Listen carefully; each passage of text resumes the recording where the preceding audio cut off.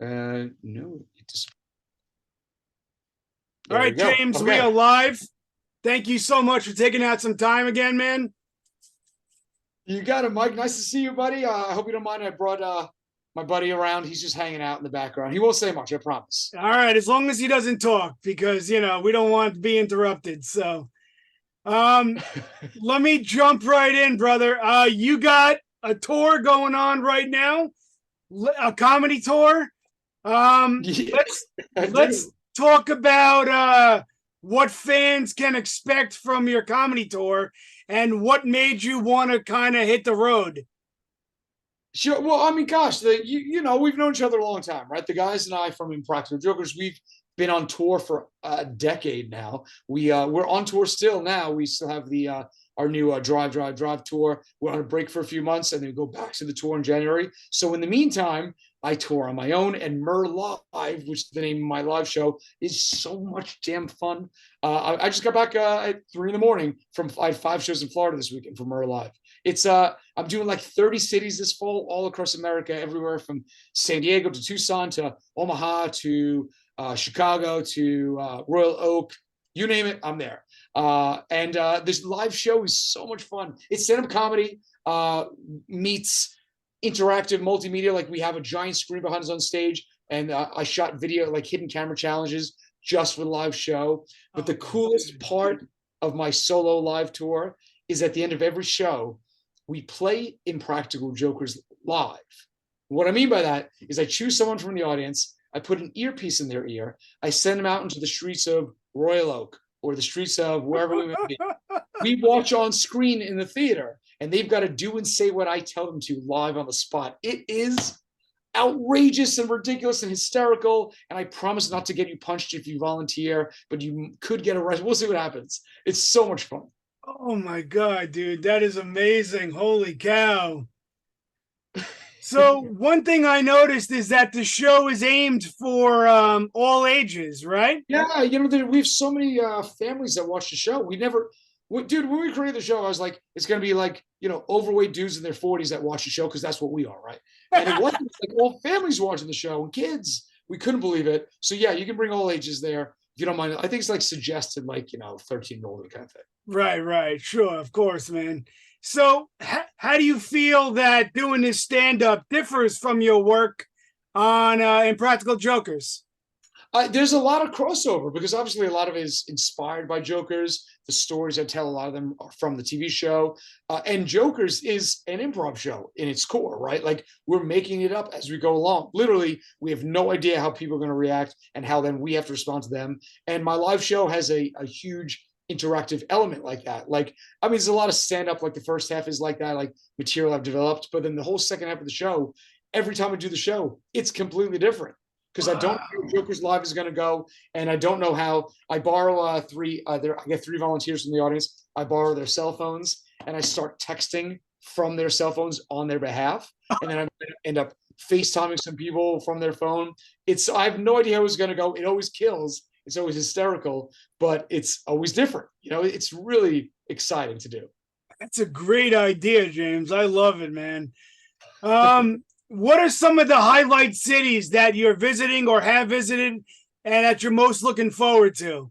Good question, because I realized this when I was saying before that I don't have half my cities memorized. Let's see, I'm doing Knoxville, Louisville, Charleston, then Jersey, Royal Oak, Fort Wayne, then Charlotte, Springfield, Tulsa, Omaha, Tucson, San Diego, Columbus, Chesterfield, Bowling Green, Kentucky, which gets announced tomorrow. Actually, I should All have right. said that.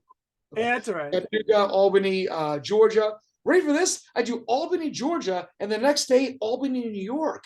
How does that happen? What aligned in the universe to make those two cities? But it's so weird. Anyways, then all Virginia. I do Tysons, Virginia, which is DC, Roanoke, Norfolk, and then we celebrate Christmas together, all of us. Wow, dude, that is incredible. Oh, by the What way, I a should mention lineup. you can get tickets at murrlive.com. I totally forgot to say it. There you go. There you go, man. You know it.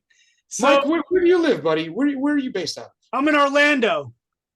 Dude, I was just there. I Like know. this morning. You said you're in freaking Florida. What a riot. It's crazy, man. Had I known, we would have hung out or something. I don't know. I Oh feel shit. I feel like we'd actually get along well. Like, Um, I feel like you're a whiskey drinker. yeah, I am a whiskey drinker. That's funny you should mention that. There you go. So the last time we spoke, like I mentioned, was February of 2013. So 10 years now. And you guys were doing season 2 of Jokers, which blows my mind. And I asked you if there was going to be a third season, and you said, we'll see how Yeah. things go. So now the show is in its 10th season. Did you ever think that this is going to last this long? I mean, Oh, I thought you were setting me up to ask the same question. Is there gonna be a season 11? no, no. Oh my God, right? Imagine that. We'll see. We'll see, right? Oh my God. Same answer 10 years later. No, man. It's how TV is. It's you have no idea if it's going to get canceled tomorrow or will go 10 years. So there's no way to predict this run we've had. All we can do and all we've ever done is just try to be funny and come up and keep the show evolving, getting better, keep our performances getting better, and keep coming with new twists on the format to keep it exciting, different types of challenges and punishments. And our rule has always been, if we're still having fun doing it and we're still genuinely laughing, we're going to keep doing it. And we're still having a blast, man. So there you go. Wow, dude, it's incredible. And like the last couple seasons, you've kind of added like a celebrity aspect to the show too, right? Which is really Uh, neat. it happened pretty organically. I mean, we've always had celebrities on the show in Right. different ways. Like, I mean, season 1, we had Rosie O'Donnell on the show.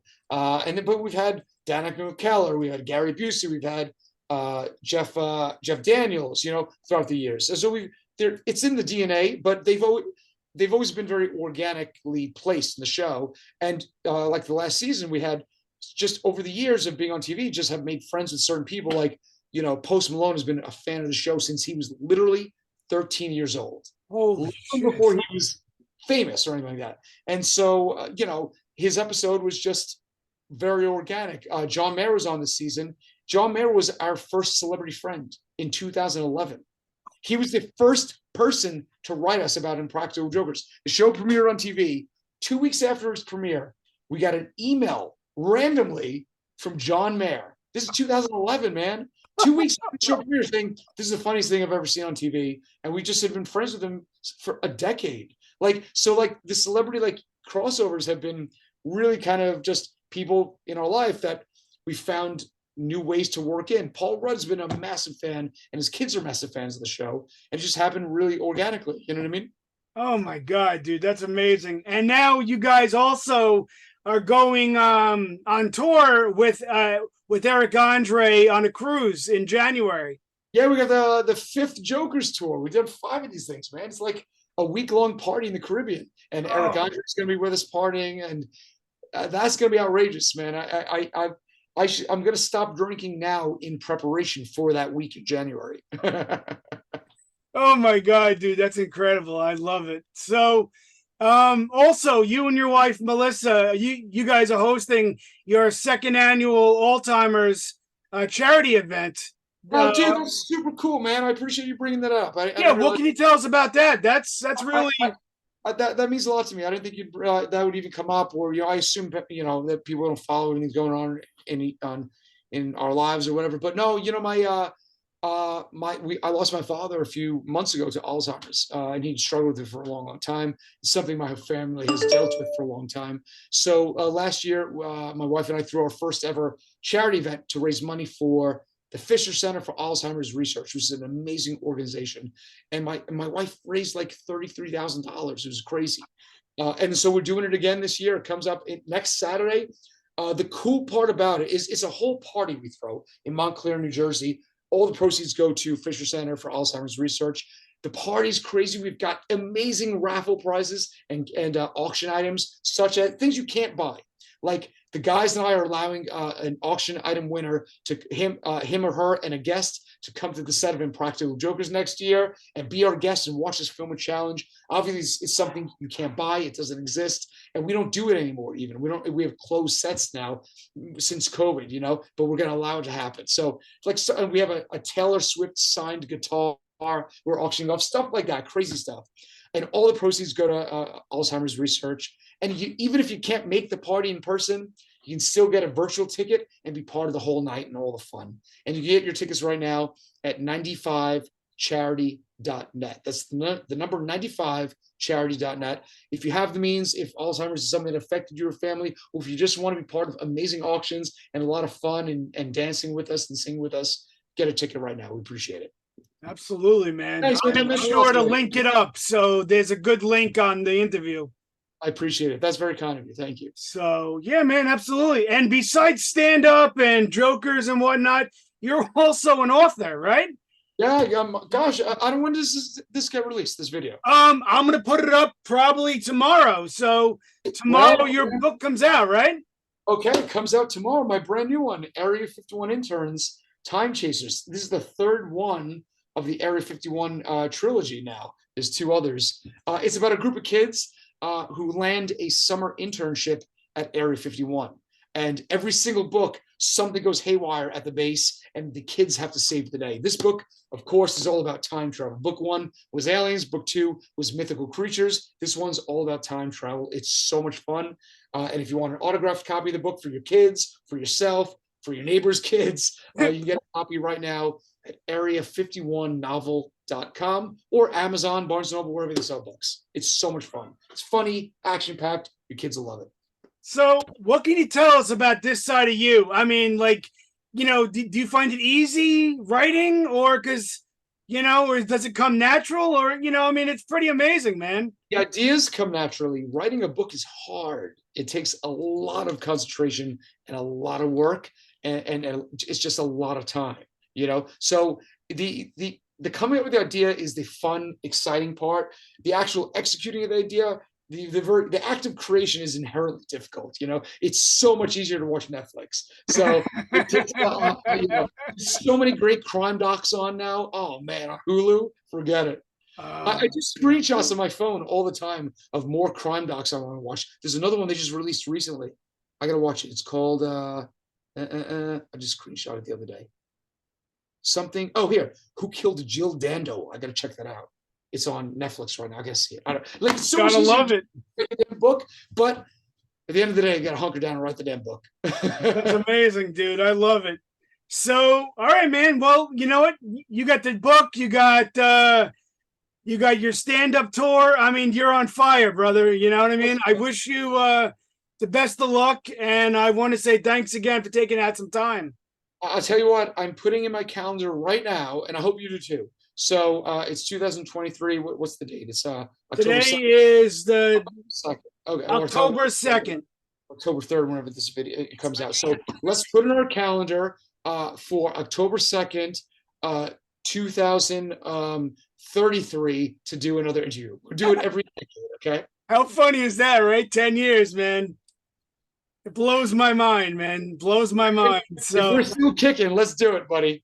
Oh, dude, I'll still be around. Trust me. I've been doing this for a while. So, but all right, man. Well, thanks so much again. I appreciate it. Got it, Mike. Nice to see you again, buddy.